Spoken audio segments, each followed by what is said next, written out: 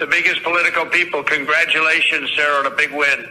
And all of a sudden, ballots were dumped all over the place, and a lot of horrible things happened. And everybody in that room, I want to thank all of the people that signed affidavits. Live from my nation's capital, you're in the war room. It is Wednesday, the 25th of November, the year of our Lord 2020. It's the eve of Thanksgiving. And man, what a show in Gettysburg, Pennsylvania.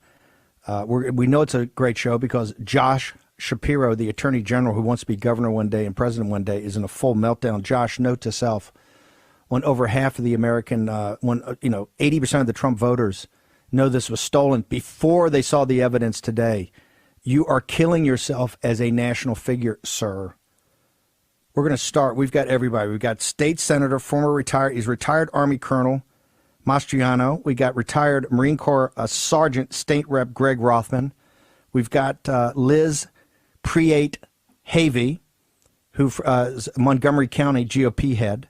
We've got the first witness, the lawyer Justin Cuter from Philadelphia County. We've got it all. We're also going to have Zurich. We're going to have data analysis to show you about that 1.2 million ballots. Evidence started being shown today, and I got to tell you, full meltdown. Also a note, Fox News did not cover, I don't think, a second of this. You make your judgment of that, ladies and gentlemen. But I want to go to somebody, One American News, Real America's Voice, stream the whole thing. I want to turn now to Jack Posobiec from One America. Jack, walk us through, you're from Pennsylvania. You're from the Philadelphia area, if I believe I'm correct. Yep. Walk me through your assessment today of Rudy Giuliani and what he presented to this group of state senators. Well, Steve, what was really amazing today with former Mayor Giuliani and then with Colonel Mastriano, what they put together was an evidentiary hearing of witnesses. And these witnesses came forward, and this is something where, hey, you could say, oh, I don't know about some of the stuff I'm seeing on Twitter. I don't know about some of the stuff I'm seeing on social media. These were witnesses. They were honest, credible, well-spoken Americans. Every single one of them was a professional. They were all locals, many of them from Philadelphia County, Delaware County, which is just outside of Philadelphia, Montgomery County, where you're going to have Liz Priate-Havey on, who's the chairwoman. Allegheny County. They went state by state, Steve. And this was the first time this has really been done in any of these contested states where they're not talking about any one specific motion or any one specific lawsuit. What you heard today was the theory of the case. These were people coming forward, aggrieved American citizens, not Republicans, not Democrats, but American citizens coming forward and saying, hey, we got a problem here, and we want our government to listen to it. And by the way, this was a state Senate hearing. I know that Jake Tapper, CNN, other people, Josh Shapiro were saying it was a fake hearing, not a real hearing. This was a legislative hearing of the state Senate Committee on Policy. It was chaired by Senator Argyle. It was called by him. Colonel Mastriano, also as a state senator now for the 33rd District, was presiding over it. And what you saw done was something that the media has not wanted. They've got the wool over their eyes. They've got the hands over their eyes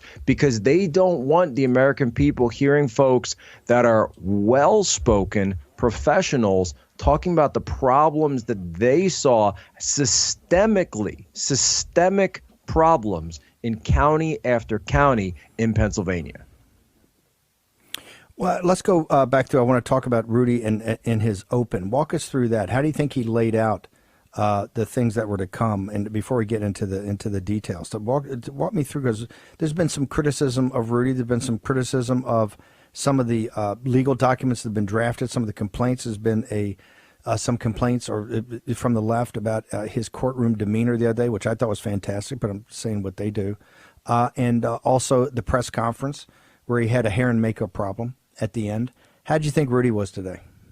Look, Rudy's been saying the same thing that he has said all along. His story has not changed. He said when you dig into the data, when you dig into these numbers, the math doesn't work. The math doesn't make sense. And anybody who stayed up watching television on those nights, you could see on election night, there were people saying the math isn't in Joe Biden's favor. The votes aren't there. The numbers aren't there. There's no way he can overcome this. You don't need to hear Rudy Giuliani. They were all saying it. But Rudy has been the only one who is stuck to his guns on this and says the math still doesn't count. And look, I get it, folks. He has been making some tall claims and tall accusations, but now today you've seen that he's backing it up with witness after witness, affidavit after affidavit, statistical analysis, forensic analysis, people who understand the electronic systems, the same electronic systems, by the way,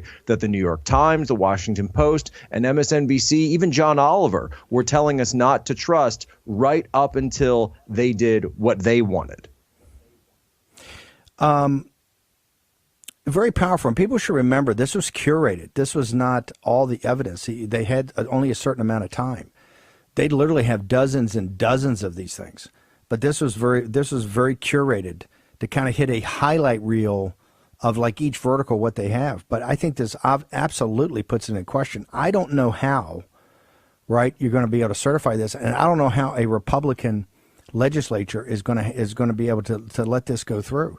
Because he's going to back this up. And I think what would be great is have an immediate, like Monday or Tuesday, emergency session of in Harrisburg, and let's get these witnesses crossed.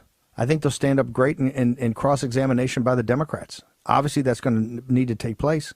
You're also going to need to do that in a courtroom. So time to get it on, because this is incredibly powerful, and they have the receipts everywhere from the data analytics to the actual onto the deck plates itself. And I thought it was very powerful. I think we can actually break something here if it hasn't already broken. I believe that I know Bernie Carrick with some of these senators. I think Rudy's with them or in a car following. I believe they're headed down to D.C. and I think they're going to go see the president. I think they're headed to the Oval to see him. He was that pleased, and you could tell by his voice. He was in for the fight. All of our audience, this is an inflection point. Game on, okay? Rudy had to show up and show some of the evidence. He did. This was a panel. I thought the questions on the panel were fantastic. I thought Colonel Mastriano was terrific. What a sense of pride. 31-year Army veteran, Army colonel, just retired. I think he was up at Carlisle Barracks at the Army War College at the end. Incredibly impressive guy. Everybody there was impressive, and I thought did a good job on did a fantastic job on the witnesses.